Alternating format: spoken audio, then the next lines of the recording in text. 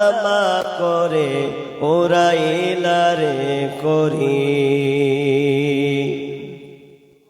এই বাড়ির লাগিয়া কত করলাম মারামারি মামলা মুকাদ্দমা করে ওরাইলারে করি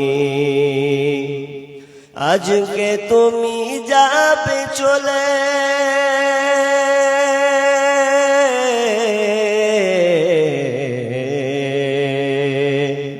আজকে তুমি যাবে চলে সব কিছু ফেলিয়া মসজিদের ওই পালকি আয়না দোলা দে সাজায়া তারে জনমের লাগিয়া মসজিদের ওই পালকি আয়না দোলা দে সাজায়া তারে জনমের লাগিয়া মানুষ কই যায় রে দুনিয়া ছাড়িয়া মসজিদের ওই পালকি আয়না দোলাতে সাজায়া তারে জনমের লাগিয়া মসজিদের ওই পালকি আয়না দোলাতে সাজায়া তারে জনমের লাগিয়া ছেলে মেয়ের নববধূর প্রেমেতে মজিয়া নামাজ রোজা সব ছাড়িলা দুনিয়ায় আসিয়া ওর ছেলে মেয়ের নববধূর প্রেমেতে মজিয়া নামাজ রোজা সব ছাড়িলা দুনিয়ায় আসিয়া সেই সে ছেলেরাই গোসল দিবে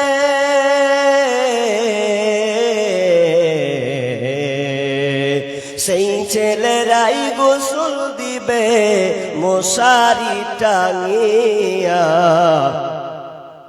মসজিদের ওই পালকি আয়না দোলাতে সাজায়া তারে জনমের লাগিয়া মসজিদের ওই পালকি আয়না দোলাতে সাজায়া তারে জনমের লাগিয়া মানুষ কই যায় রে দুনিয়া ছাড়িয়া মসজিদের ওই পালকি আয়না দোলাতে সাজায়া তারে জনমের লাগিয়া মসজিদের ওই পালকি আয়না দোলাতে সাজায়া তারে জনমের লাগিয়া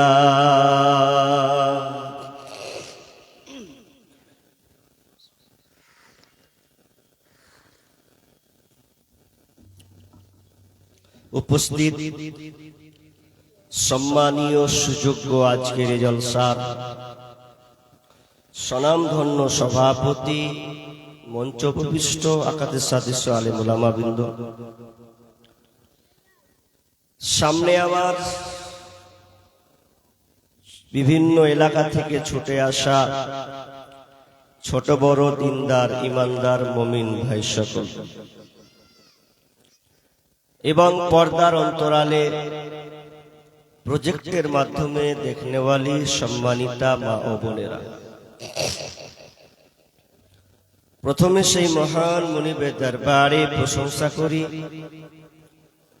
যে মহান মুনিব আমাদেরকে এই মাদ্রাসা কেন্দ্রিক আয়োজিত মাহফিলের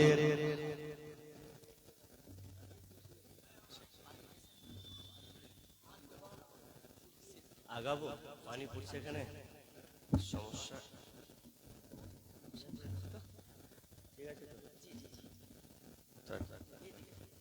কি করব যে আল্লাহ আমাদেরকে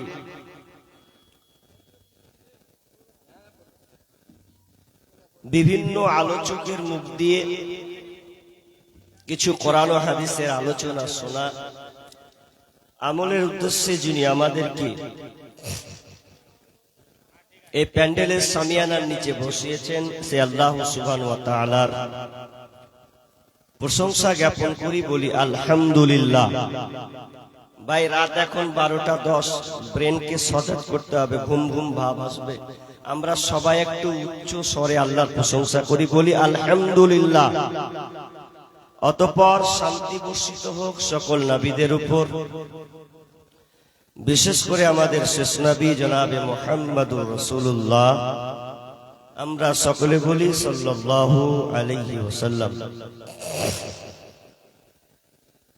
সম্মানিত উপস্থিতি,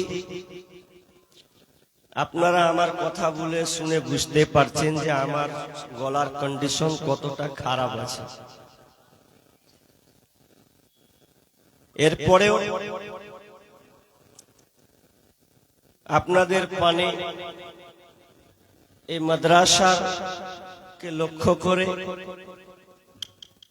যেহেতু দাওয়াত নিয়েছি বিধায় আশা, আল্লাহ কবুল করেছেন কিছু কথা বলার, তিনি সুযোগ দিয়েছেন বিধায় আমরা আসতে পেরেছি। এজন্য আল্লাহর কাছে আমি আবারও শুকরিয়া করছি, আলহামদুলিল্লাহ। অতঃপর আমাদের শেষ নবী জনাবে মুহাম্মদুর রাসূলুল্লাহ, আমরা পড়ি সাল্লাল্লাহু আলাইহি ওয়াসাল্লাম। ভাই, আমি ভূমিকা টানবো না, যেহেতু আমার শারীরিক কন্ডিশন ভালো নাই। আর আপনারাও 12টা বেজে গেলে আপনাদের মন মানে না, কখন বাড়ি দৌড়াই। কিন্তু কে কে আমার আলোচনা শুনবেন ভালোবাসার খাতিরে, অন্তত একটু দেখতে চাই কারা কারা আমার আলোচনা শুনবেন। একটু যদি হাত তুলে দেখান তাহলে হয়তো ভরসা রাখি। সবাই মাশাআল্লাহ, হাত নামান। আল্লাহ আমাদের হাতগুলোকে কবুল করুন, বলুন আমিন। আমি ভাঙা গলা, মানে ভাঙা গলা মানে কি, একবারে ড্যামেজ হয়ে গেছে গলা। আমাকে এখন 2-3 দিন রেস্ট দেওয়া লাগবে। এরপরও কষ্ট করে আমাকে আসতে হলো। আমি সংক্ষিপ্ত, পড়তে দাও, পড়তে দাও, শীতকে পারবে এই সব সারাবান্তা হুড়া পড়ছে। ছাড়ো। আমার আজকে আলোচ্য বিষয়, চাটা করলে গোলমরিচ দিতে একটু বেশি ভালো হতো। চাটায় যদি গোলমরিচ দিতে একটু বেশি ভালো হতো, লেবু না দিয়ে। চা নিয়ে এসো বেশি করে, হবে না? চা হবে এখন, চা ছাড়া বক্তব্য হবে না।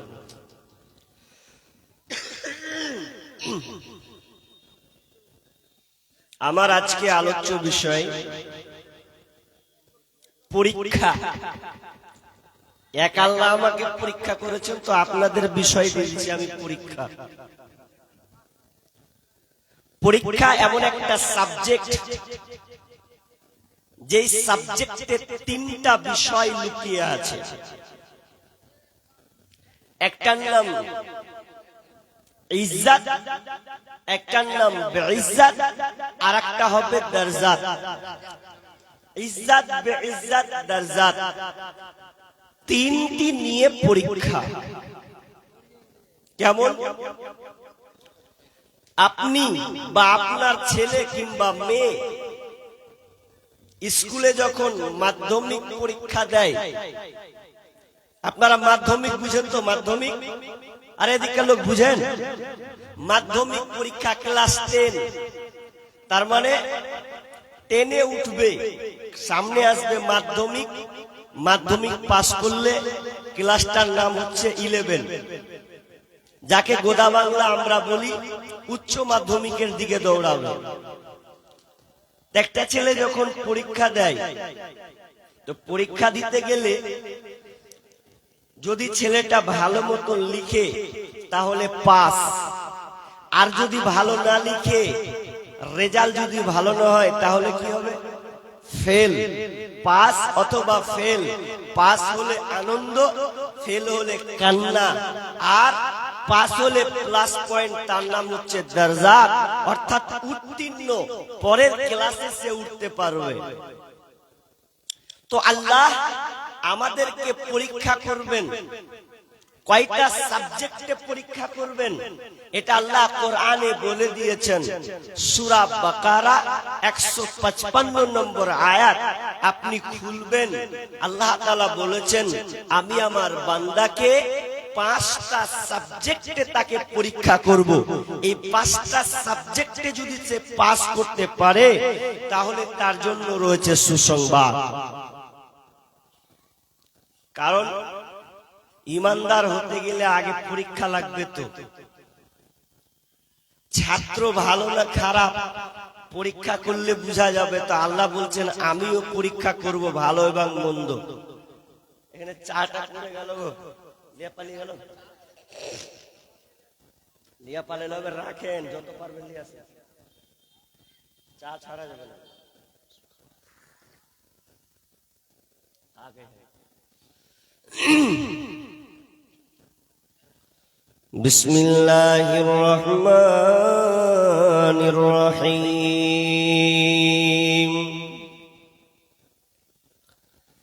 أحسب الناس أن يتركوا أن يقولوا آمنا وهم لا يفتنون। রব্বুল আলামিন সূরা আনকাবুতের 3 নম্বর আয়াতে বলছেন আহসিবান নাসু আইয়ুতরাকু আইয়াকুলু আমান্না। আহসিবান নাসু আইয়ুতরাকু, তোমাদেরকে ছেড়ে দেওয়া হবে এই বলে যে আমরা ঈমান এনেছি। ক্বালু আমান্না আইয়ুতরাকু, আল্লাহ বলছেন তোমাদেরকে ছেড়ে দেওয়া হবে এই কথা বলে যে আমরা ঈমান এনেছি। আল্লাহ বলছেন তোমরা ঈমান এনেছো আর তোমাদেরকে ছেড়ে দেওয়া হবে এমনটা নয়, বরং তোমাদেরকে পরীক্ষা করা হবে। আহসিবান নাসু আইয়ুতরাকু আমান্না, তোমরা বলছো আমরা ঈমান এনেছি, তা নয়। আল্লাহ বলছেন তোমাদেরকে আমি পরীক্ষা করব, আর এই পরীক্ষাতে তোমাদেরকে বোঝা যাবে তোমরা কতটা ঈমানদার।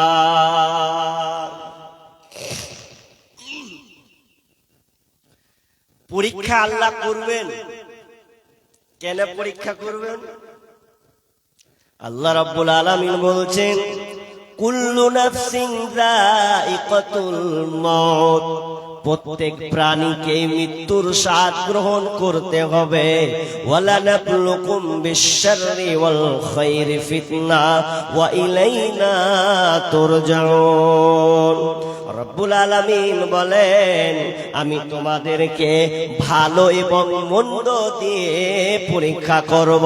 তুমি ভাবিও না আমি তোমাকে ভালো ভালো জিনিস দিয়ে পরীক্ষা করব, এমনটা নয়।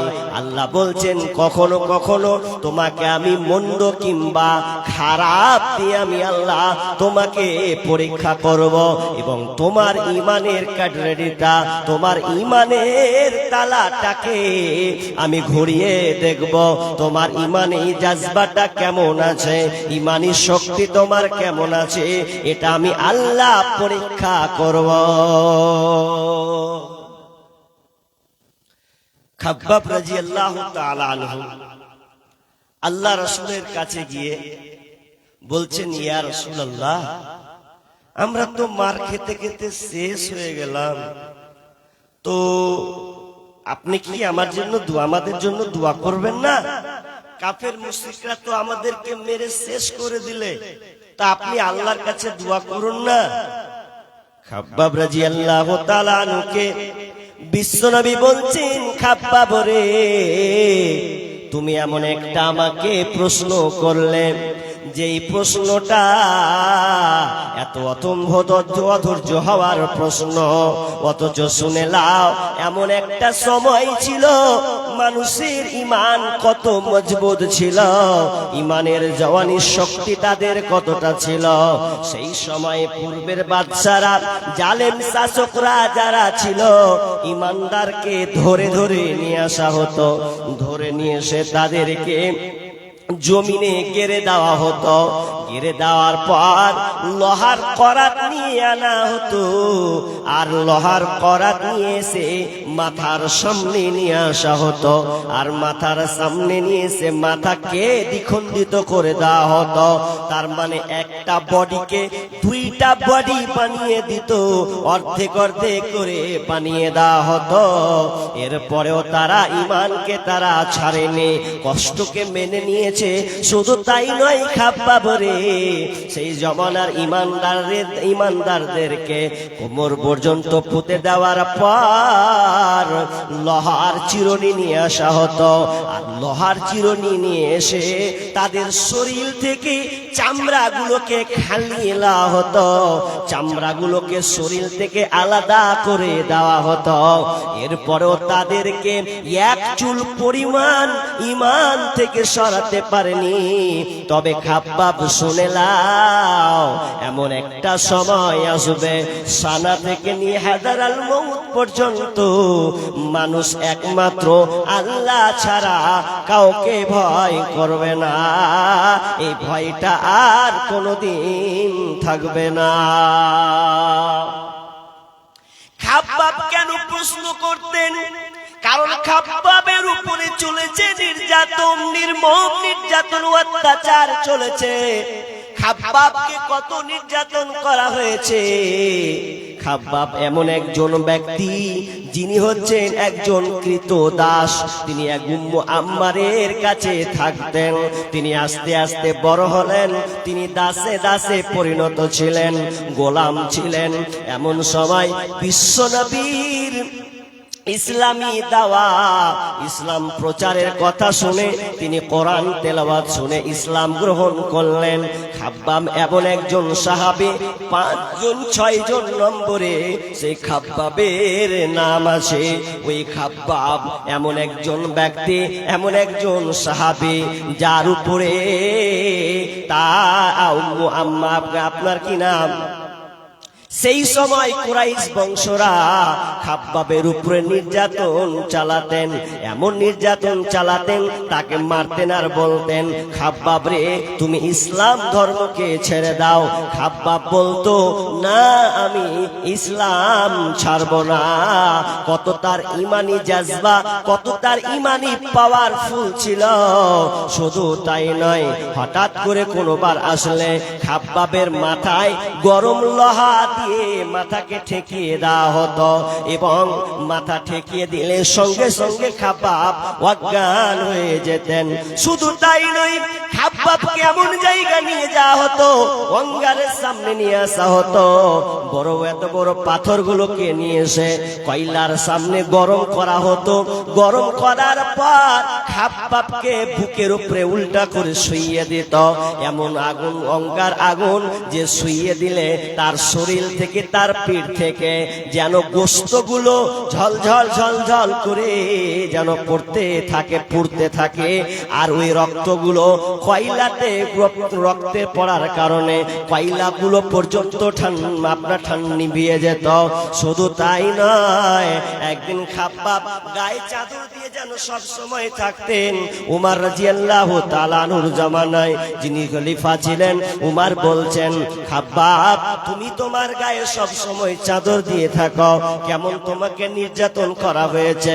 খাব্বাব বলছেন, আমিরুল মুমিনিন দেখেন আমার শরীরের পিছনের অবস্থা, আহা এত গর্ত, এমন শরীরের জায়গা জায়গা গর্ত করা আছে। খাব্বাব রে তোমার গর্তটা এমন হলো কি করে? খাব্বাব বলছেন, আমিরুল মুমিনিন বড় বড় ছোট ছোট পাথরগুলোকে নিয়ে এসে গরম করা হতো, আর গরম করে দিয়ে আমাকে উল্টা করে শুইয়ে দিত। শুধু তাই নয়, বীর পালুয়ান আমার বুকে পা চাপিয়ে থাকতো, আমি অনাহার থাকা মানুষ নড়াচড়তে করতে পারতাম না। আর আমার শরীরের চর্বিগুলো, শরীরের চামড়াগুলো ঝলঝল ঝরঝর করে ঝরে ঝরে কয়লার মধ্যে পড়তো। আমি অজ্ঞান হয়ে যেতাম, বেহুশ হয়ে যেতাম। এরপরেও খাব্বাবরা কোনোদিন, ওই সাহাবীরা কোনোদিন ঈমান থেকে বের হয়ে যায়নি।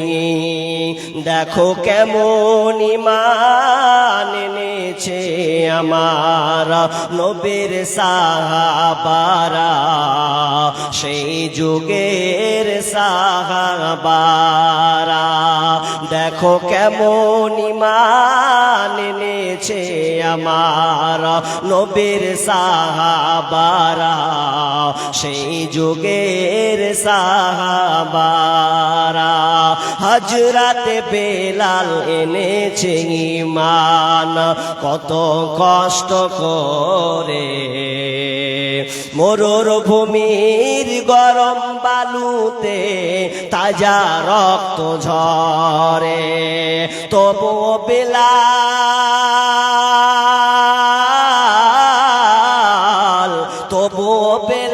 ছাড়েনি ঈমান, পড়ে লা ইলাহা ইল্লাল্লাহ। দেখো কেমন ঈমান এনেছে আমার নবীর সাহাবারা, সেই যুগের সাহাবারা। হযরত খাব্বাব এনেছে ঈমান কত কষ্ট করে, হযরত খাব্বাব এনেছে ঈমান কত কষ্ট করে। কাফেরেরা পাথর মেরে বুকে আঘাত করে, পিছন দিকে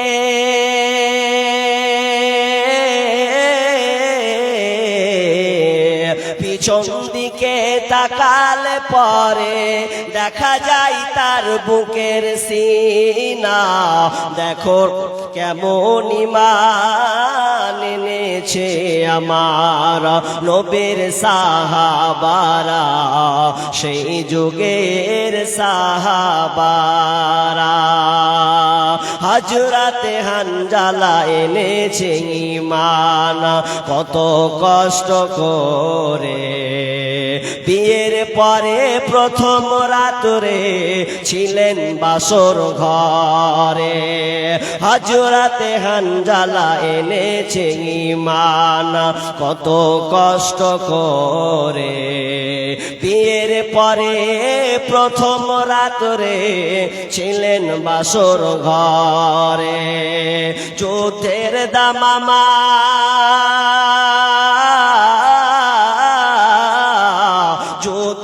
দামামা উঠল বেজে, উঠল না ফরজ গোসল করা।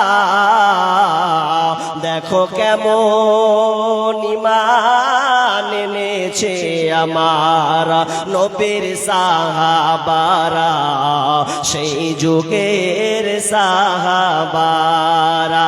দেখো কেমন ঈমান এনেছে আমার নবীর সাহাবারা, সেই যুগের সাহাবারা। এরপরেও খাব্বাব ঈমান ছাড়েনি। हेलो, जिन जिन हजरात को खाना खाना है वो टोकन कटा के खाना खा सकते हैं, खाना बचा हुआ है। और मदरसा मिफ्ताहुल उलूम जोका जलमरे के बच्चे, अगर आपको भूख लगी हो तो आप खाना खा लीजिए, खाना बचा हुआ है। मदरसा हाजा के तमाम तलबा से गुजारिश है कि खाना बचा हुआ है, आप जाके खाना खा लीजिए।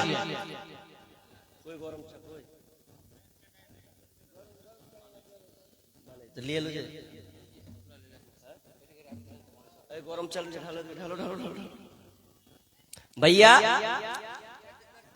लोग तो फिर उठा पाले छे আর আপনি फिर খাবার বলছেন যে খেয়ে আসে, ও ফিরবে খেয়ে দেয়া বাড়ি পালে যেটি লোক আছে বুঝতে দেন। জি ভাই বলছিলাম ঈমান আল্লাহ তাআলা আপনার পরীক্ষা করবেন। কিছু কথা ইম্পর্টেন্ট কথা বলবো, বলে যাব, দরকার আছে।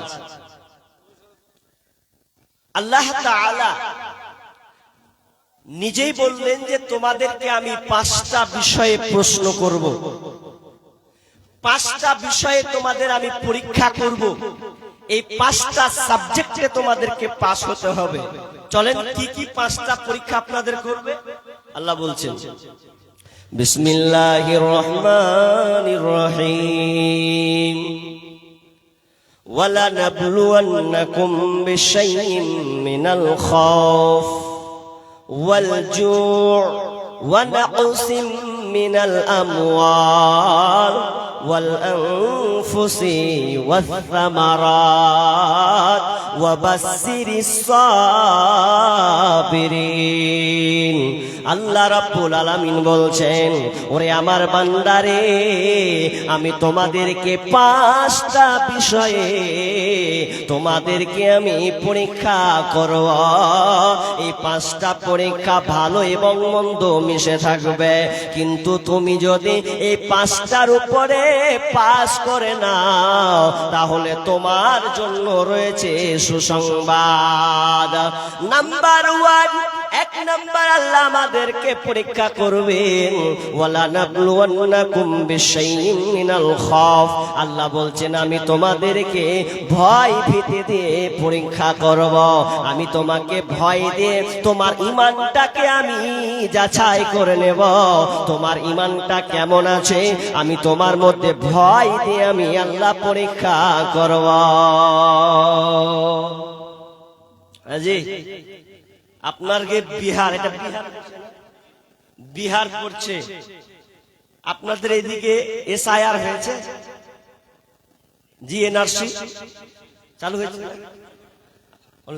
আমাদের ওইদিকে আছে নভেম্বরের 4 তারিখ থেকে শুরু এসআইআর। 2002 সালের ভোটার লিস্ট লাগবে। কত সালে? 2002। এখন কেউ ভালো করে ভাত খায় না, সব টেনশন কি হবে। আমি বাড়ি থেকে বের হচ্ছি, আব্বা বলছে, বেটা জালসা করতে যাবি, কাগজি ঠিক কর, ওই দেখা যাবে, আসুক, সব ঠিক আছে। আমি কি উড়ে পালিয়ে এসছি? আর বাপ দাদা তো সব ভারতবর্ষের, সব সূত্রে সব ভারতবর্ষে থাকা ব্যক্তি, তো টেনশন কিসের আছে? পালাবে তো অন্য গোষ্ঠী যারা আছে। আমাকে বাংলাদেশ থেকে যারা পালিয়ে এসেছিল ইন্ডিয়াতে, ওরা কারা? মুসলিমরা তো বাংলাদেশে থেকেই গেছে। বরঞ্চ যখন ভারতবর্ষকে করে দেওয়া হলো হিন্দুস্তান, হিন্দুস্তান এখানে একটা কৌশল আছে ভেতরে। তো বাংলাদেশ থেকে যে হিন্দুগুলো ছিল ওরা ভারতে এসেছে, ওরা পালাবে বাংলাদেশ না কোন দেশে সেটা বুঝে নিবে। আমরা কেন পালাবো? ভারতবর্ষের নাগরিক তো আমরাই। আমরা ভারত থেকে কেউ পাকিস্তান, কেউ গেছে বাংলাদেশ, বাকি ছিল তারা থেকেই গেছে।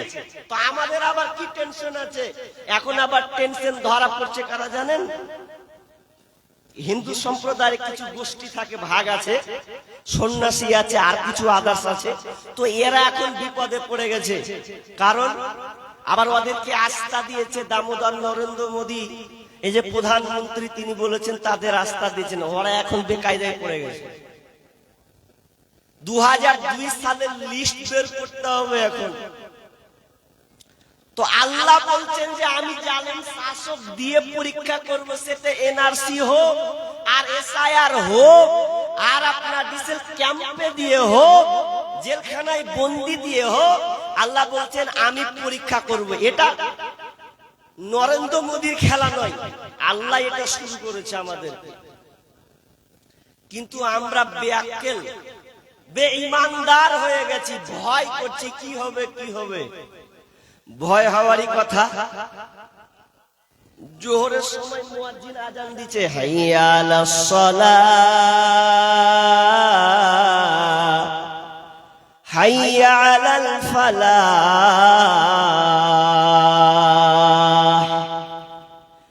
আয় আয় আমার মসজিদে আয়, কামিয়াব নিবি তো আয়, শান্তি নিবি তো আয়, জালিম শাসকদের কাছ থেকে রক্ষা নিবি তো আয়, এশায়ার থেকে বাঁচবি তো আমার মসজিদে চলে আয়।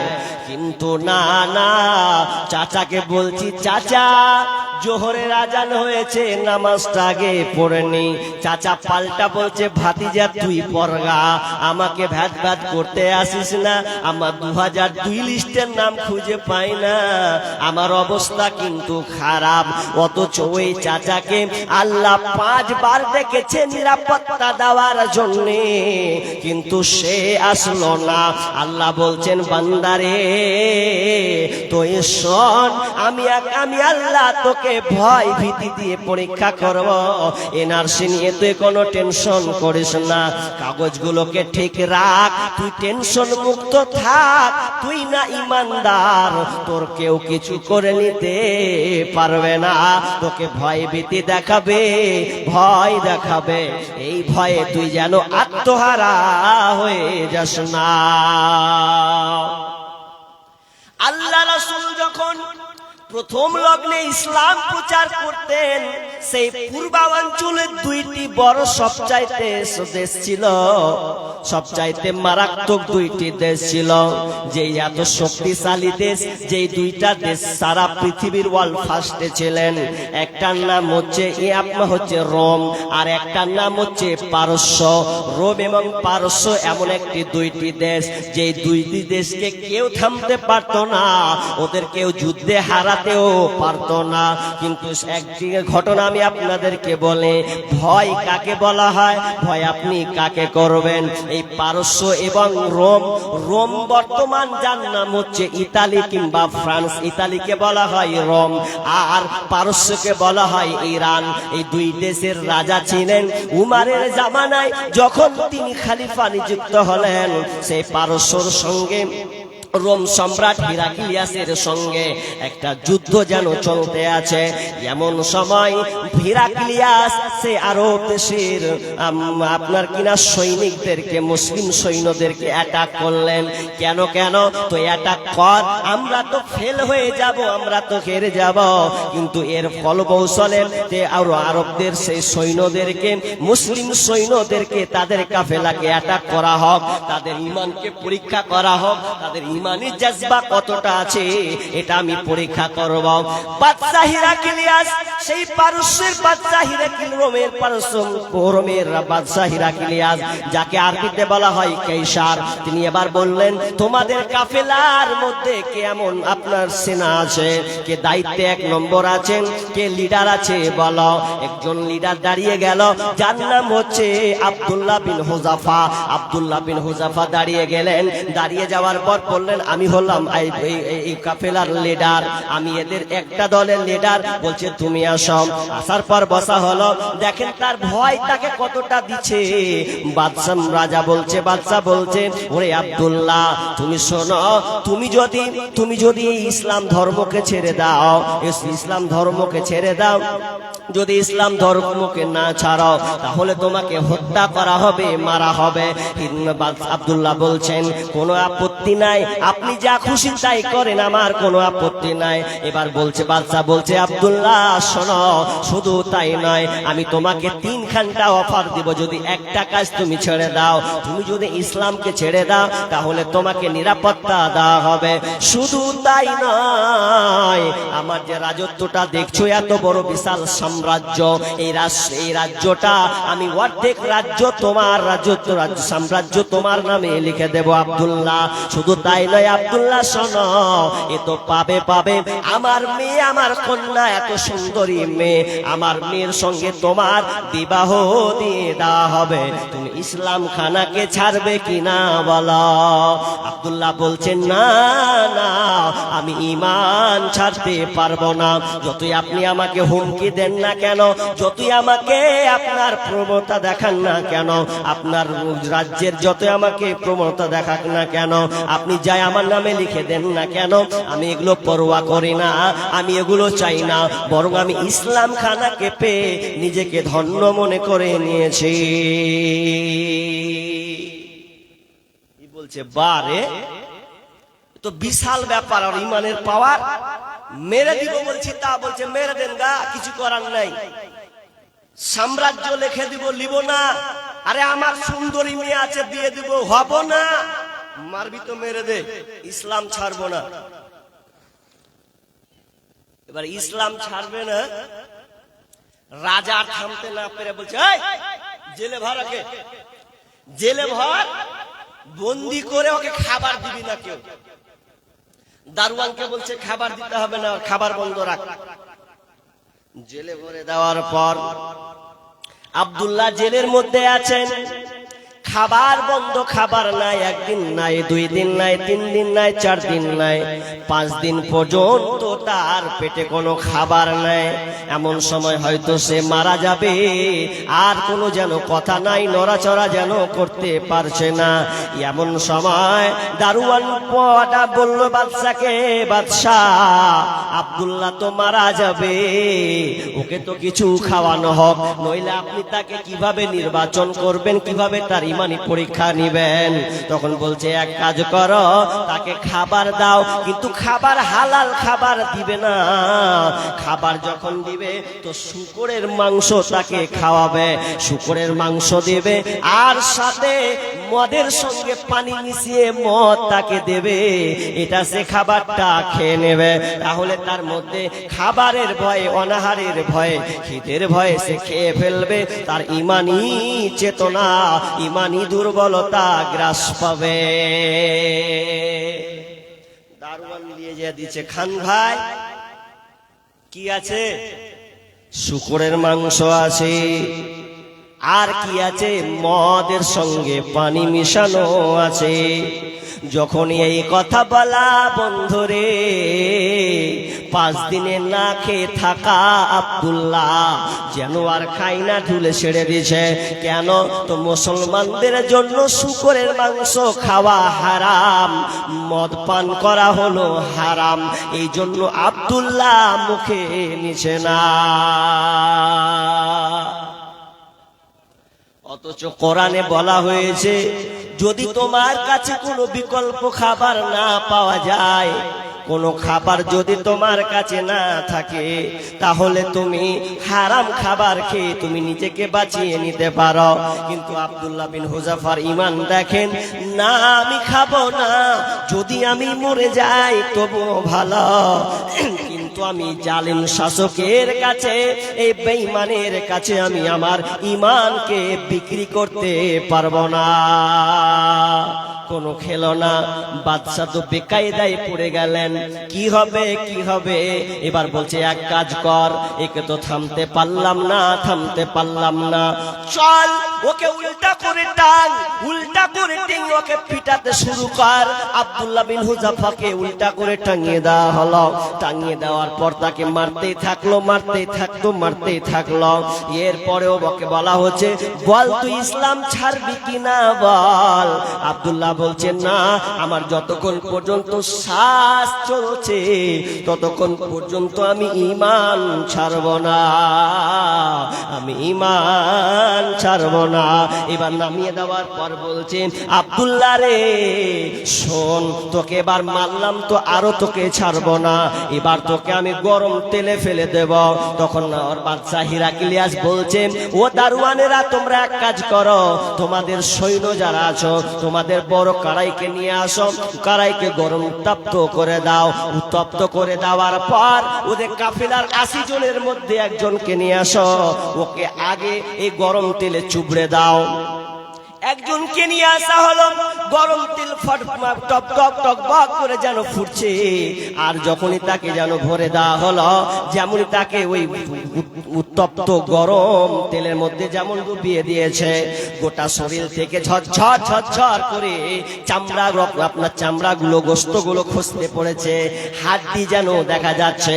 এরপরেও বলছে, আব্দুল্লাহ রে ঈমান ছাড়বে কিনা বল, তোকেও এইরকম হালাত করে দেব, যেমন তোর সৈন্যর সাথী কাফেলার সাথীকে এরকম করে দিলাম, তোকে এইরকম গরম টকবগে তেলের মধ্যে ডুবিয়ে দেব, তোর শরীর থেকে ঝরঝর করে মাংস খসে পড়বে। এত তাকে ভয় দেখালেন। আব্দুল্লাহ বলছে, না না, আমি এগুলো কোনো পরোয়া করি না, ভয় নাই রে, কোনো ভয় নাই, আল্লাহ যদি থাকেন সহায়, ভয় নাই রে, কোনো ভয় নাই। যুগে যুগে ইতিহাসে লেখা দেখা যায়, আল্লাহর পথে যারা কাজ করে যায়। যুগে যুগে ইতিহাসে লেখা দেখা যায়, আল্লাহর পথে যারা কাজ করে যায়। বিনা পরীক্ষায় তাদের পাস নাহি হয়, বিনা পরীক্ষায় তাদের পাস নাহি হয়। ভয় নাই রে, কোনো ভয় নাই, আল্লাহ যদি থাকেন সহায়। বাতিলের শক্তি ক্ষয় হয়ে যায়, আল্লাহর শক্তির কোনো ক্ষয় নাই। বাতিলের শক্তি ক্ষয় হয়ে যায়, আল্লাহর শক্তির কোনো ক্ষয় নাই। সেই শক্তি তুমি দাও গো আমায়, সেই শক্তি তুমি দাও দয়াময়। ভয় নাই রে, কোনো ভয় নাই, আল্লাহ যদি থাকেন সহায়। দুর্গম গিরিপথ পাড়ি দিয়ে যায়, ভয় নাই রে, কোনো ভয় নাই। আব্দুল্লাহ বিন হুযাফাকে যখন গরম তেলের ভয় দেখানো হলো, এ ভয় তিনি ভয় করছেন না, চোখ দিয়ে যেন পানি ঝরছে। বাদশাহ হিরাক্লিয়াস বলছে, এবার নাকি তোমার মরণকে বলে ভয় হয়েছে। সে আব্দুল্লাহ বলছে বাদশাকে, বাদশাহ শোনো, আমি তোমার এই টকবগে ফুটন্ত তেলকে দেখে আমি ভয় করি না, বরং আমার চোখ দিয়ে পানি আসছে। আল্লাহ, এরা তো আমাকে একবার ভরে দেবে, একবার টকবগে গরম তেলে আমাকে ডুবিয়ে দেবে, আমি একবারে শেষ হয়ে যাব। আল্লাহ, তুমি যদি আমাকে প্রত্যেকটা লোমের বিনিময়ে তুমি যদি আমাকে হায়াত দাও, তো ইচ্ছে হয় যেন বারবার এই গরম তেলে যেন ডুবি আবার যেন চিন্তা হয়ে যেন আবার আমাকে ফেলা হয়। তার মানে ঈমান কতটা চেতন, কত তার শক্তি বল। এবার হিরাক্লিয়াস বলছে, ওরে আর আব্দুল্লাহকে তোমরা শাস্তি দিও না, আব্দুল্লাহকে আর পরীক্ষা করো না, কারণ আব্দুল্লাহর ইমানি জাজবা এতটা, তাদের শক্তি বল ইমানি এতটা, আমার ক্ষমতা দিয়ে আমি ফেলিওর তার ইমানের কাছে। অতএব হিরাক্লিয়াস বলছেন, আব্দুল্লাহ তুমি যদি আমার কপালে চুমু খাও, আব্দুল্লাহ আমি তোমাকে ছেড়ে দেব। আব্দুল্লাহ বলছেন, বাদশাহ আমি আপনার কপালে চুমু খাবো না, যদি চুমা খেতে হয় তাহলে আমাদের কাফেলা 80 জন সহজে আপনি অ্যাটাক করেছেন, এই সব মুসলমানকে আপনাকে ছেড়ে দিতে হবে, তাহলে আপনার কপালে আমরা চুমু খেতে পারি। তখন তিনি তার কপালে চুমু খেলেন, আর খাওয়ার বিনিময়ে 80 জনকে ছেড়ে দেওয়া হলো, কিন্তু তাদের ঈমান এক চুল পরিমাণ নড়াতে পারেনি। আল্লাহ বলছেন, বান্দারে আমি তোমাকে ভয় দিয়ে পরীক্ষা করব, তোমার ঈমানটা আমি দেখতে চাই, তুমি কেমন ঈমানদার। নাম্বার 2, ওয়াল জু মানে অভাব, জু মানে অভাব। আল্লাহ বলছেন আমি তোমাকে অভাব দিয়ে পরীক্ষা করব। তুমি আজকে 1 লাখ টাকার মালিক আছো রে, 1 লাখ টাকার মালিক, হঠাৎ করে তোমাকে আমি ফকির বানিয়ে দেব। তোমার ওই 1 লাখ টাকা 2 লাখ টাকা তুমি জড়ো করে বাড়িতে রেখেছো, চোর 2 লাখ টাকা তোমার বাড়ি থেকে উধাও হয়ে যাবে, 2 লাখ টাকা তোমার বাড়ি থেকে নিয়ে চলে যাবে। কিন্তু শুনে লাও, তুমি অত বম্ব হয় না, আমি আল্লাহ তোমার টাকাটাকে কেড়ে নিয়ে আমি আল্লাহ পরীক্ষা করব। তবে হুতাশ হয়ে যেও না, হাই হুতাশ হয়ে যেও না, তুমি টেনশনে যেন পড়ে যেও না, আমি আল্লাহ তোমাকে পরীক্ষা করার জন্য আমি অভাব দিয়ে পরীক্ষা করব। অভাব বিভিন্ন দিক দিয়ে হতে পারে। যেমন আপনার টাকা লাগবে, টাকা নাই। আপনি বিয়ে করেছেন 5 বছর, বিয়ে করার পরেও আল্লাহ আপনাকে সন্তান দেননি। এখন আপনি সন্তান চাইতেই আছেন, পাচ্ছেন না। তাও আল্লাহ বলছেন সবর কর, বেলাইনে চলে যাস না, কবিরাজের কাছে গিয়ে আর তাবিজ বাঁধিস না। তোকে সন্তান দিনই, কিন্তু না দেওয়ার কারণে এটা আমার পরীক্ষা আছে। তোর এখানে কল্যাণ আছে বিধায় তুই নিজেকে অধৈর্য হয়ে যাস না। কেমন কল্যাণ ভাই? সূরা বাকারা আয়াত নাম্বার 216, আয়াতটা আপনি পড়বেন, বুঝতে পারবেন আল্লাহ কি বলছেন। কুতিবা আলাইকুমুল কিতালু ওয়া হুয়া কুরহুল লাকুম ওয়া আসা আন তাকরাহু শাইআ ওয়া হুয়া খায়রুল লাকুম ওয়া আসা আন তুহিব্বু শাইআ ওয়া হুয়া শাররুল লাকুম ওয়াল্লাহু ইয়ালামু ওয়া আনতুম লা তা'লামুন। আমার আল্লাহ বলেন, আমি তোমাদের জন্য লড়াইকে লিখে দিয়েছি, তোমাদের উপরে লড়াইকে ফরজ করে দিয়েছি। কুতিবা আলাইকুমুল কিতাল ওয়া হুয়া কুরহুল লাকুম, অথচ তোমরা অপছন্দ করে থাকো, এই বিষয়ে তোমরা অপছন্দ করে থাকো। ওয়া আশা আন তাকরাহু শাইআ, তোমরাও কিছু কিছু জিনিসকে পছন্দ করে থাকো। ওয়া হুয়া খায়রুল লাকুম, কি অথচ তোমাদের জন্য এটা কল্যাণকর। তোমরা কোন বিষয়কে অপছন্দ করো, কিন্তু তোমাদের জন্য আমি আল্লাহ কল্যাণকর লুকিয়ে রেখেছি। আর তোমরা কিছু ওয়াসা আন তুহিব্বু শাইআ, আর কিছু কিছু বিষয় তোমরা পছন্দ করো। ওয়া হুয়া শাররুল লাকুম, অথচ ওখানে অকল্যাণ লুকিয়ে আছে। আল্লাহু ইয়ালামু ওয়া আনতুম লা তা'লামুন, আল্লাহ বলছেন তোমাদের জন্য আমি যা জানি তোমরা তা জানো না। এই আয়াতটার একটা উদাহরণ দিব, তাহলে আপনি বুঝে নেবেন ঘটনা ছোট করে। কি, একটা লোক সমুদ্রে পাড়ি দিচ্ছে, জাহাজে চড়ে আছে, নাবিক কাজে যাবেন। তো জাহাজে চড়তে এমন সময় এমন একটা ঝড় এলো, ঝড় এসে জাহাজটাকে পাল্টি দিয়ে দিলে। আর যেমনই পাল্টি দেওয়া, যত যাত্রী ছিল সব পড়ে গেল, একটাও নাই। একটা যাত্রী কোন রকম করে সাঁতার কেটে ও দিঘি ডাঙাতে উঠেছে। দ্বীপে যখন উঠলো, ডাঙাতে যখন উঠছে, চারদিকে নদী, চরে উঠেছে। এখানে কোনো মানুষ নাই, কিছুই নাই, কি করবে? কিছু পথ খুঁজে পায় না। তো লোকটাকে কে বাঁচাবে? মোবাইলের কোনো ব্যবস্থা নেই, আর কাউকে যে ডাকবে এরকম বাঁচার কায়দাও নেই। তো লোকটা আটকে আছে কদিন থেকে, তো 3 দিন থেকে আটকে আছে। কি খায়? ওই সাইডে জঙ্গল আছে, জঙ্গলে গিয়ে ফলগুলো পাড়ে আর মাছগুলোকে নিয়ে এসে আগুন দিয়ে জ্বলিয়ে কোন রকম করে পুড়িয়ে খায়। আর আল্লাহকে বলে, আল্লাহ আমি এমন একটা মুসিবতে পড়েছি, আল্লাহ তুমি আমাকে সেই যাত্রী, অনেক যাত্রী থেকে বাঁচিয়েছো, কিন্তু আল্লাহ তুমি আমাকে এখান থেকে উদ্ধার করো।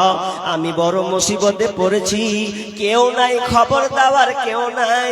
আমি যদি মরে যাই, কেউ যেন খবর পাবে না। এই দোয়া করতে করতে তিনি যেন আগুন জ্বলাচ্ছেন, মাছ ভাজছেন। এমন সময় আগুনটা কোন রকম ঘুমিয়ে গেছেন, আগুনটা জ্বলতে আছে। জ্বলতে এক সবাই তাবুতে যেন ধরে নিয়েছেন। আর যেমনই ধরে নেওয়া, তার ঘুমটা ভেঙে গেছে। আর তাবু যেমন দাও দাও দাও দাও দাও করে যেন জ্বলে উঠেছে। আর যেমনই জ্বলা, লোকটা আবার আল্লাহকে তাচ্ছিল্য করা শুরু করে দিয়েছে। আল্লাহ, এত বিপদে পড়েছি, কেউ নাই, আবার তুমি আমার তাবুটাকে জ্বলিয়ে দিলে।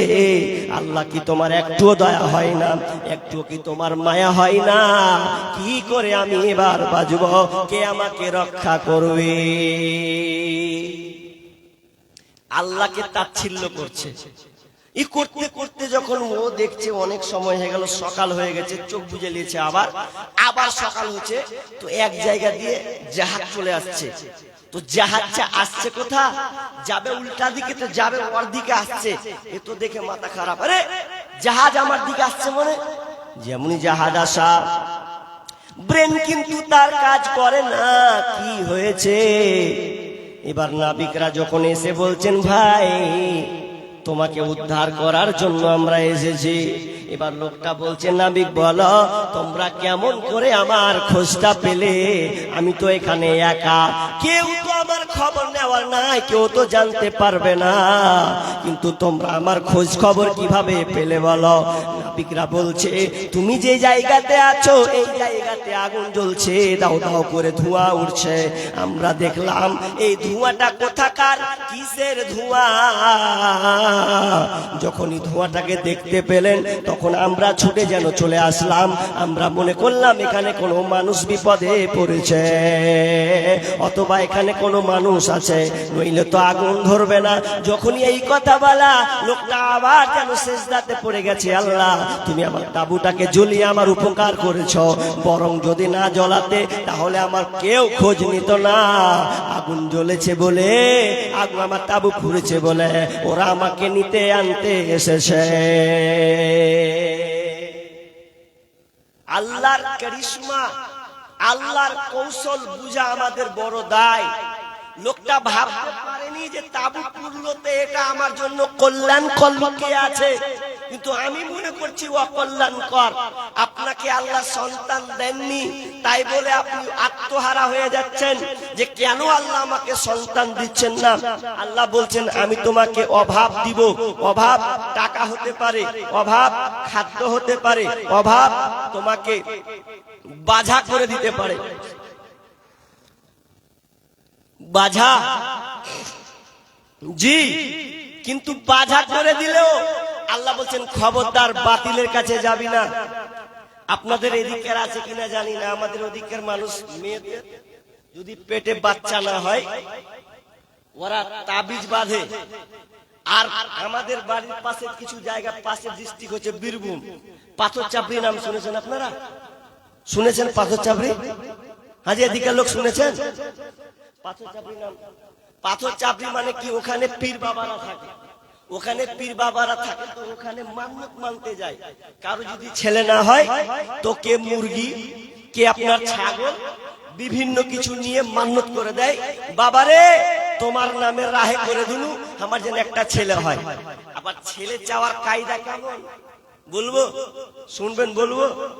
ছেলে চাওয়ার কায়দা, সামনে ওই পাথর চাপড়ির সামনে বাবার সামনে বসে যাবে আর বলবে, একটা ছেলে দে রে বাবা, মিন্নতি করি তোর দরবারে, একটা ছেলে দে রে বাবা, মিন্নতি করি তোর দরবারে, যদি মরা পাতা পরে গাউসের উপরে, যদি মরা পাতা পরে গাউসের উপরে, ছেলে হবে রে বাবা যাবে মরে, যদি জিন্দা পাতা পরে গাউসের উপরে, যদি টাটকা পাতা পরে গাউসের উপরে, ছেলে হবে রে বাবা যাবে বেশি। আর সাইদের মালটা বলছে আয় আহারে, আয় আহারে, এরকম। এটা হলো শয়তান, মানে ওরা চাইবে আর এরা গুলবে আর বলবে লে এবার কাজ হয়ে গেছে তোদের। আচ্ছা, ওই রকম করে সন্তান দিতে পারে? সন্তান দেওয়ার মালিক কে? আল্লাহ। আল্লাহ বলছেন লিল্লাহি মুলকুস সামাওয়াতি ওয়াল আরদ ইয়াখলুকু মা ইয়াশাউ ইয়াহাবু লিমান ইয়াশাউ ইনাসা ওয়া ইয়াহাবু লিমান ইয়াশাউ যুকুরা আও ইউযাব্বিজুহুম যুকুরানা ওয়া ইনাসা ওয়া ইয়াজআলু মান ইয়াশাউ আকিমা। আল্লাহ রাব্বুল আলামিন বলছেন আসমান জমিনের রাজত্ব তো আমারই, আমি যেটা চাই সেটাই হয়, আমি যেটাই সৃষ্টি করি সেটাই হয়।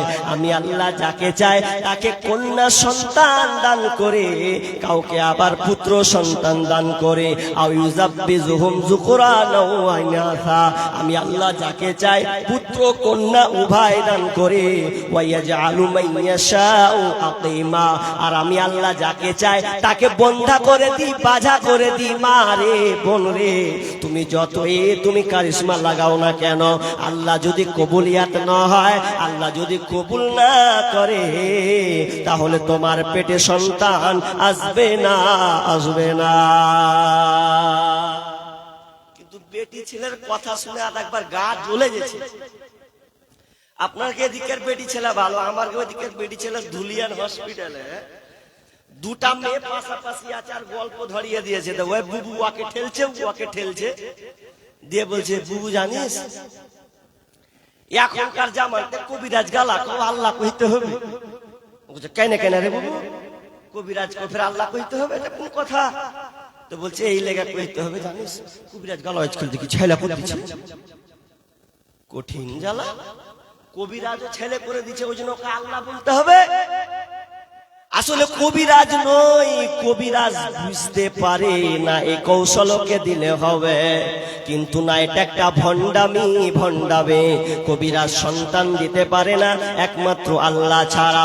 বনি ইসরাইলের একজন মেয়ে নবী মুসাকে বলছেন, নবী মুসা আপনি আল্লাহর কাছে দোয়া করে দেন, আপনি তো আল্লাহর সঙ্গে কথোপকথন কথা বলেন, তো আল্লাহকে বলুন আমি বিয়ে করেছি 2 বছর হয়ে গেল, আমার পেটে সন্তান এখনো আসে নাই। নবী মুসা আল্লাহকে বলছেন, আল্লাহ এই মেয়েটা আরজ করেছে, তার পেটে বাচ্চা হয় না, সন্তান চায়, আল্লাহ তুমি ওই মেয়েটার পেটে সন্তান দাও। আল্লাহ বলছে, নবী মুসা রে, এই মেয়েটার পেটে সন্তান হবে না, হবে না। 3 বার আল্লাহকে বলছেন, আল্লাহ তুমি আমাকে সন্তান দাও, সন্তান মেয়েটাকে তুমি সন্তান দাও। আল্লাহ এক কথায় বলে দিলেন, না না, ওকে সন্তান দেওয়া হবে না, কারণ ওর লিস্টে লেখা আছে ও বাঝা, বন্ধা বাঝা, ওকে আল্লাহ সন্তান দিবে না। মেয়েটা বাড়ি চলে যায়, বাড়ি চলে যাওয়ার পরও যেন তার মনে শান্তি নাই, বারবার আল্লাহকে বলতে থাকে, আল্লাহ তুমি আমাকে সন্তান দাও। 5 বছর পর ওই মেয়েটা নবী মুসার কাছে এসে বলছে, নবী মুসা দেখো আমার কোলে 2টা সন্তান এসেছে। মুসা দেখে আশ্চর্য হয়ে গেলেন, আহারে আল্লাহ তো বললেন সন্তান দিবে না, কিন্তু তুমি 2টা সন্তান পেলে কি করেন? এবার আল্লাহকে বলছে, আল্লাহ তোমার বান্দিকে তো তুমি 2টা সন্তান দিয়ে দিলে, তুমি তো আমাকে বলেছিলে। আচ্ছা ভালো ভালো, আল্লাহুম্মা সাল্লি আলাইহি। তো কি বললাম, নবী মুসাকে বলছেন আমি 2টা সন্তান পেয়েছি। নবী মুসা আল্লাহকে বলে, আল্লাহ তুমি ওকে 2টা সন্তান দিলে, আমাকে বলেছো সন্তান দিবে না। এবার আল্লাহ বলছেন, নবী মুসা রে, মেয়েটা কিন্তু আত্মহারা হয়নি, ও কিন্তু আমার উপরে ভরসা থেকেছে, আর বারবার আমার কাছে দোয়া করেছে, আল্লাহ তুমি দয়াবান, তুমি মেহেরবান, তুমি দয়াবান, তুমি মেহেরবান। ওরে মুসা বলতো আমার দয়া দিয়েছে, চেয়েছে, আমি আল্লাহ থাকতে পারিনি বান্দির কথা শুনে, তাই আমি আর সহ্য করতে না পেরে তার ভাগ্যকে পরিবর্তন করে দিয়ে আমি আল্লাহ তাকে 1টা নয় 2টা সন্তান দান করেছি। ও আমার মা, তোমাকে বলি আল্লাহ তোমাকে বাজা বন্ধা করেছে তোমাকে পরীক্ষা করার জন্য। অতএব শুনে লাও, তুমি অতবম্ব হয়েও না, তুমি আল্লাহর উপরে ভরসা রাখো। আল্লাহ তোমার যদি কোনো তাকদিরে লিখে রাখে, তো আল্লাহ তোমাকে সন্তান দান করবেন। আল্লাহ বলছেন আমি তোমাকে অভাব দিয়ে পরীক্ষা করব।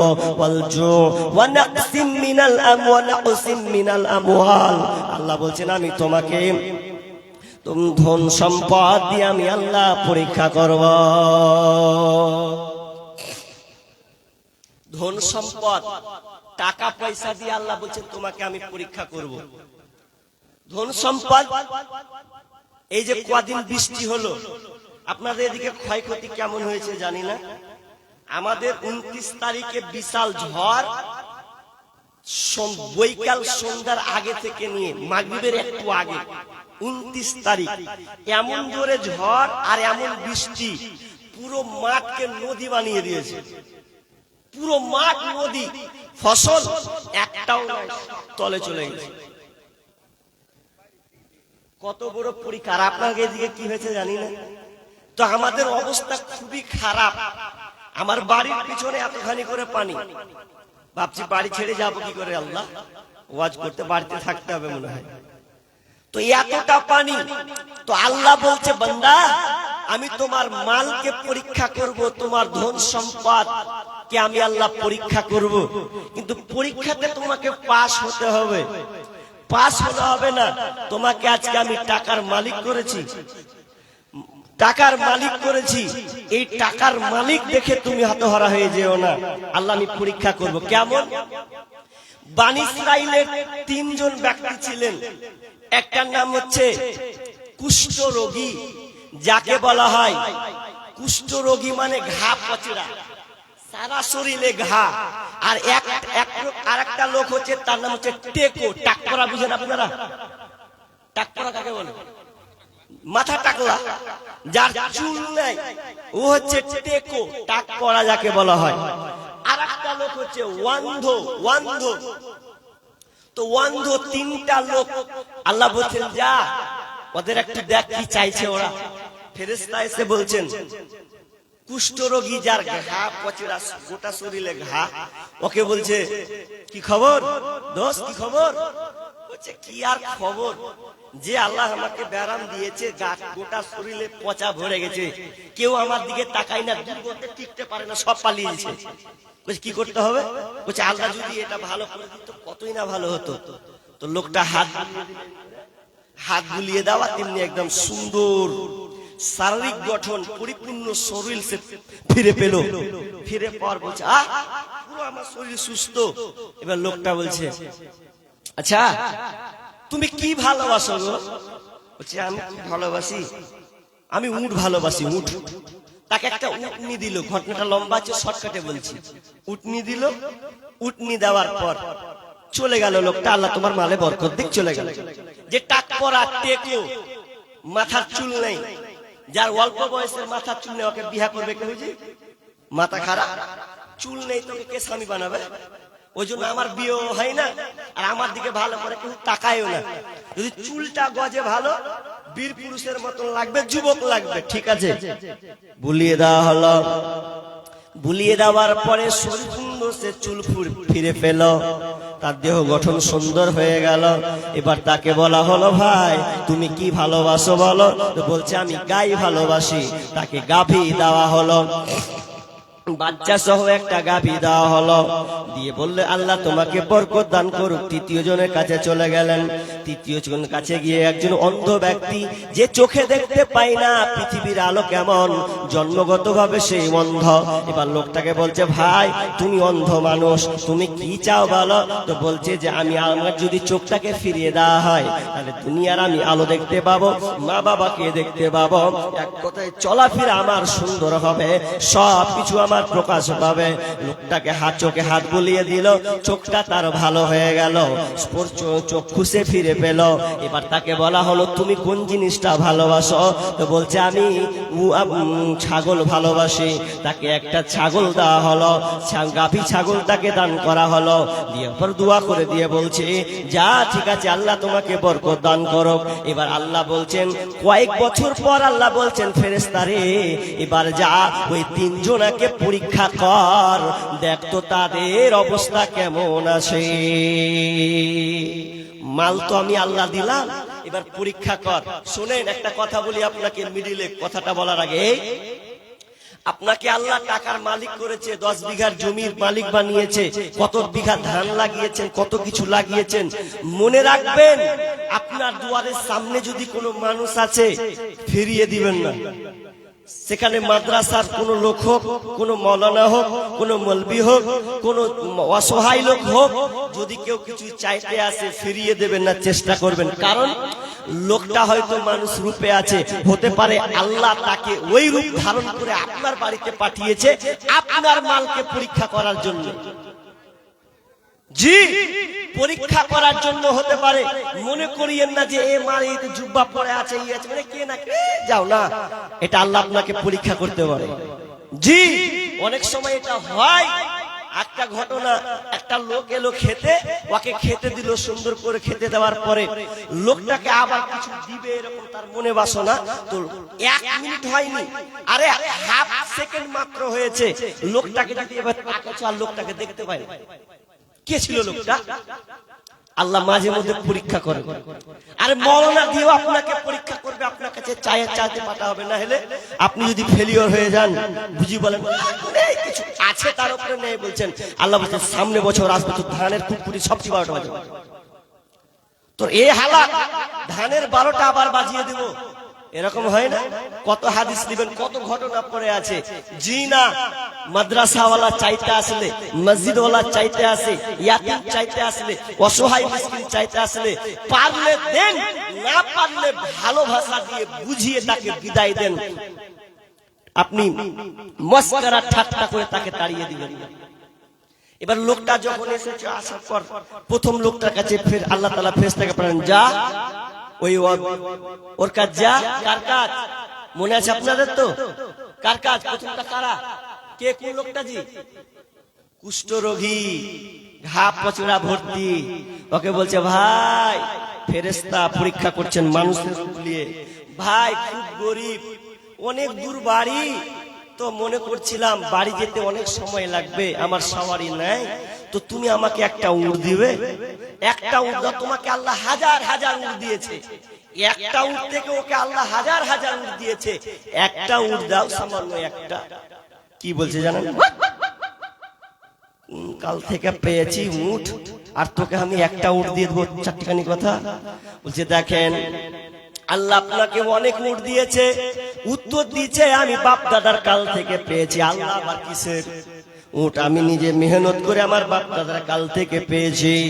এবার ওই ফেরেশতা বলছে, ওই লোকটি বলছে, ফেরেশতা রূপ ধারণ, মানুষের রূপ ধারণ করে বলছে, শোন, তুই তো সেই ব্যক্তি, যেই ব্যক্তি তুই কুষ্ঠরোগী, তোর ঘা পচরা ছিল, লোক তোকে ঘৃণা করতো, কেউ তোর কাছে বসতো না, তোর শরীরে মাছি পোকা বসতো, সেই লোক তোকে আল্লাহ টাকাওয়ালা করেছে, উটের মালিক বানিয়েছে।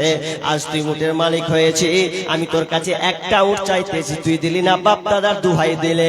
তবে শুনেলে আমি কোনো মিসকিন নয়, আমি হলাম ফেরেশতা, আল্লাহ আমাকে পরীক্ষা করার জন্য পাঠিয়েছে। তুই উট দিলি না, তবে শুনেলে আমি তোকে আবার বদদুয়া দিয়ে দিলাম, তুই যেমন আগে ছিলি তেমন হয়ে যা। যেমনই বলা সঙ্গে সঙ্গে লোকটা আবার কুষ্ঠরোগীর মতন হয়ে গেল, গোটা শরীর যেন পচাতে ভর্তি হয়ে গেল, আগের মতন মাছি ভ ভ করে তার গায়ে বসতে লাগলো, দিয়ে রিটার্ন চলে গেল।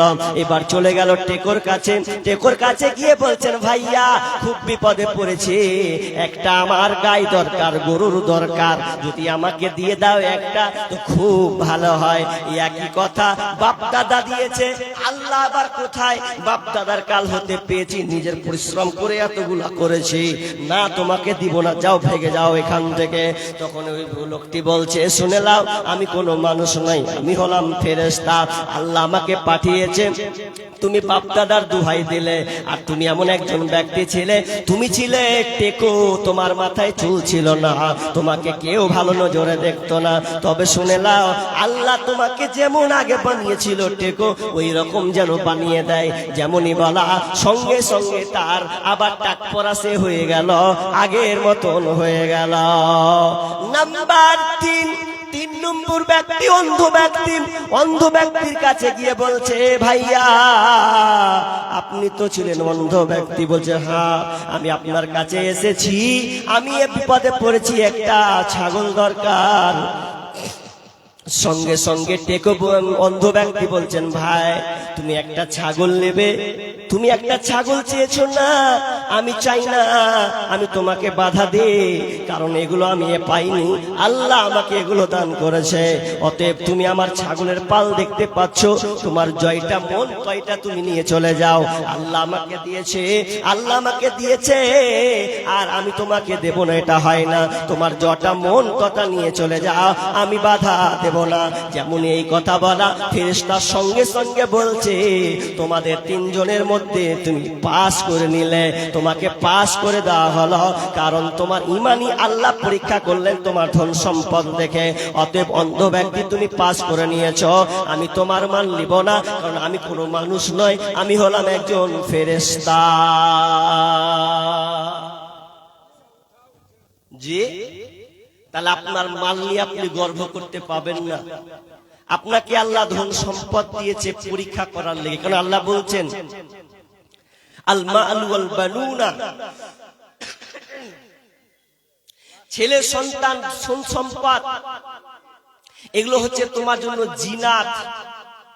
আর আল্লাহ বলছেন আন্নামা আমওয়ালুকুম ওয়া আওলাদুকুম ফিতনা। আল্লাহ বলছেন তোমার ধন সম্পদ, বিবি সন্তান এগুলো হচ্ছে একটা পরীক্ষা, পরীক্ষা করার জন্য আমি আল্লাহ দিয়েছি। ভাই উঠিয়েন না, 5টা গোনা হয়নি তো? কয়টা হয়েছে গো? 3টা হয়েছে না? 3টা হয়েছে। আমওয়াল ওয়া নাকসিম মিনাল আমওয়াল ওয়াল আনফুসি ওয়াস সামারাত। ওয়াল আনফুস, আল্লাহ বলছেন তোমার জান নিয়ে পরীক্ষা করব, তোমার বিবিকে নিয়ে নিব, তোমার মেয়েকে নিব, তোমার ছেলেকে নিয়ে নিব, কখনো তোমার বাপকে নিয়ে নিব তোমার চোখের সামনে, তোমার মাকে আমি নিয়ে নেব তোমার চোখের সামনে। এটা পরীক্ষা করার জন্য। ওয়াল আনফুস ওয়াস সামারাত, এবং তোমাকে ফসল ফল ফলাদি দিয়ে পরীক্ষা করব। তোমার গাছে আম হয়েছে, এবার বিঘা বিঘা মানে অনেক মাঠ বাগান নিয়েছো, একটাও আম থবো না, সব ধসিয়ে দেব। তুমি 20 বিঘা জমি চাষ করেছো ধান, আমি ধান তোমার রাখবো না। তুমি 10 বছর ধরে ধান দিয়েছো, 1 বছর আল্লাহ বলছেন আমি তোমাকে পরীক্ষা করবো। 1টা বছর, 9 বছর পর 1 বছর তোমার সব ধান শেষ। আপনি বলছো আল্লাহ কি করলো, কি হয়ে গেল, কি হয়ে গেল? জি, পরীক্ষায় আমরা ফেলিয়ার। আরে একটা লোক নামাজ পড়তো, তো নামাজ পড়তে পড়তে ও নামাজ ছেড়েই দিল। লোক সব বলছে হাজি চাচাটা নামাজ পড়তে আসে না কেন, কি হয়েছে? নামাজ পড়তে আসে না, কি হয়েছে? তো বলছে কে জানি, যত জিজ্ঞেস করি লোকটাকে, তো বলছে হাজি চাচা নামাজ পড়তে কেন আসো না? কানে গোড়ায় ভাত ভাত করতে আসবি না? নামাজ ছেড়ে দিয়েছি, ছেড়ে দিয়েছি, কেউ নামাজ পড়াতে পারবি না আমাকে। লোক নামাজ পড়তো, ওই লোকটা কিন্তু নামাজ পড়ে না। তখন বলে চাচা মতলব তো খারাপ আছে, কেন নামাজ পড়ো না? সোজাই বলছে কানা কেটে কি হবে? হাজি কাকে কানা করেছে? আল্লাহকে বলছে কানাকে ডেকে কি হবে?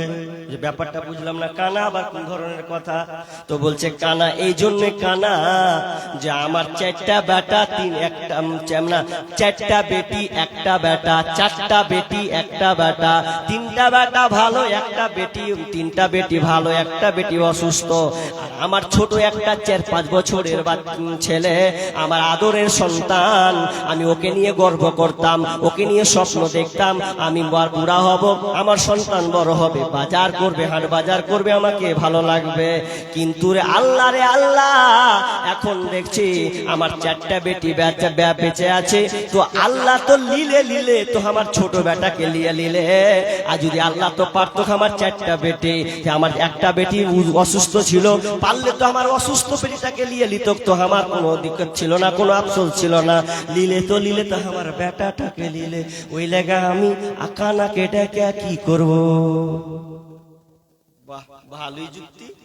কানা আল্লাহ কানা কেনে? বুঝে 4টা বেটি ছিল, 1টাকে লিত তো ভালো হতো। লিলে তো আমার বেটাকে লিলে তো আল্লাহ কানা লাইতো কি? তো আল্লাহ কানা লাইতো, কানা কেটে আমি করব কি? কত আছে এরকম, কত মা বোন আছে, স্বামী যদি অসুস্থ হয় খালি পা টিপে টিপে ও খেসতে যেছে, পা টিপে টিপে ও খেসতে যেছে।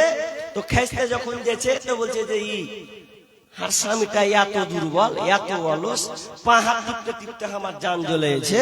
আর পাশের বাড়ি গালা দেখছি খাম্বার মতন উড়ে বেড়েছে। আর আমার স্বামীটা কি করে আল্লাহ অসুস্থ করে দিলে, তো আল্লাহ চোখ গালা কি ওই দিকে ঘুরে না, যারা খাম্বার মতন ঘুরে বেড়েছে? সবর নাই, সহ্য নাই। ভাই আল্লাহর এগুলো পরীক্ষা। 2টা বাদ আছে, ওটা থাকলে বলবো, তবে শুনেন এটা হচ্ছে মাদ্রাসার জালসা। মাদ্রাসার জালসা আমার পূর্বের শেখ হোসেন সালাফিকে আপনারা দান দিয়েছেন অনেক। কখন এলে? এখন এলো। মেয়ে মহল থেকে আমার মা বোনদের প্যান্ডেল কোন দিকে আছে? ডান দিকে না বাম দিকে? আমার বাঁ দিকে, বাম দিকে। 8 কোটি 8,000 কোটি হিসাব করনি। 8,000 তো 8,000 নাকি? হ্যাঁ 8,000, বেশি হতে পারে। 8,000 টাকা আমার মা বোনদের মহল থেকে এসেছে। আর এটা কে দিলে জি ভাই? 1500 টাকা। হ্যাঁ আচ্ছা যাই হোক, কে 1500 টাকা দিয়েছেন, তো মাদ্রাসার জন্য দিতে হবে। আমি চাইছি, এটা বড় কথা নয়, আল্লাহ আমাকে পাঠিয়েছেন আপনাদের এলাকায়, আমার মাধ্যমে চাইছেন। কেন জানেন? বিচারের মাঠে আল্লাহ বলবে, রে তোর কাছে যে চাইছিলাম দিসনি কেন? তা আপনি বললেন, আল্লাহ আপনি কখন চেয়েছিলেন? তারিক মুন্সি 1000 টাকা।